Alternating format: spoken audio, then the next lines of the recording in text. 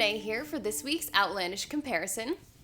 Today we will be comparing Dragonfly and Amber, chapters 16 through 20, to episode 204, La Dame Blanche.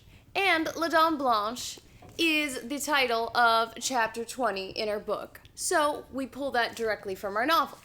For anyone who hasn't read the book or plan on watching this week's episode, please be advised that there are spoilers, so you've been warned.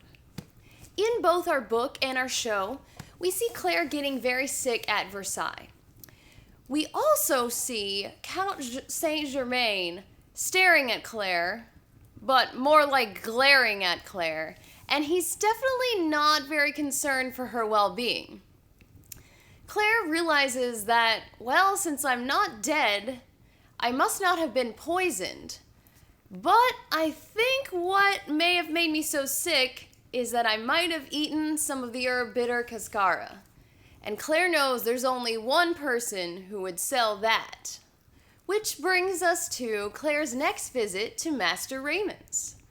At first, she's very angry with Raymond because she's thinking, man, why did you sell someone that to give me and make me so sick, and it could have killed my child? Until she realizes that Master Raymond didn't know that that herb was for her. He just sold it to a servant that he didn't know. So she kind of realizes, okay, I'm not really that mad at him. And we get to see Claire going into Master Raymond's fossil and bone collection, which is very neat. But the show does add one interesting thing.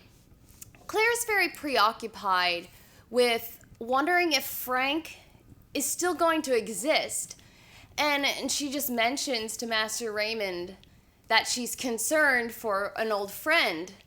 And Master Raymond pulls out a cup and rolls some chicken bones and tells Claire that she will see him again. And that really takes Claire by surprise, which makes us as the viewer think back to episode 201 when Claire is back in the 1940s. So it's a very nice touch that they added in our TV series. One of the most beautiful things about film adaptations of novels is that sometimes you think they skipped over a part, but they end up bringing it back later when you least expect it. This happens after Jamie tells Claire that Blackjack was able to tear down the fortress of his soul, and they bring in dialogue directly from the novel, but it's from book 1, page 614. Jamie's talking and he says, "Sassenach? Yes? You know the fortress I told you of, the one inside me? I remember." He smiled without opening his eyes and reached out a hand for me. "Well, I've a lean-to built at least, and a roof to keep out the rain." In our book and our show, we have a dinner party at Claire and Jamie's house, in which a lot of stuff happens. Now, in our show, Jamie is at home, greeting dinner guests, wondering what is taking Claire so long. Now, one of the guests that shows up at the same time that Claire and Mary are getting attacked is Count Saint-Germain. Claire thinks that he might be the person who orchestrated the attack. However, in our book, the attack takes place a couple hours before the dinner party, and Claire thinks that Saint-Germain might have actually been the guy who attacked her. The other main difference we find in the dinner party scene is Charles Stewart just being there. In our book, he's just not there. Now, in our show, the presence of Charles Stewart adds a lot of tension. We see him greet Louise, and he's kissing her hand, but he doesn't really stop, and it's kind of awkward, and Louise kind of says, pull her hand back. That was awkward. And we see Charles kind of insulting her husband and insulting women for being fickle at all. So Charles Stewart adds an interesting dimension to our dinner party. The highlight of episode 204 for me was by far the Duke of Sandringham. He added such a wonderful dynamic to the dinner party. He's telling jokes and full of great one-liners when he says, "I was so looking forward to dessert." He just makes the episode.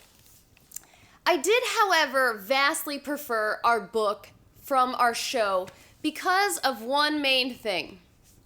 In our book, we still don't know that Blackjack is alive, but in our show, Claire finally tells Jamie that, yeah, Blackjack's alive.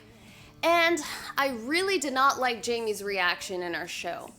Jamie, at first, he says it's wonderful, and you're thinking, is he being sarcastic?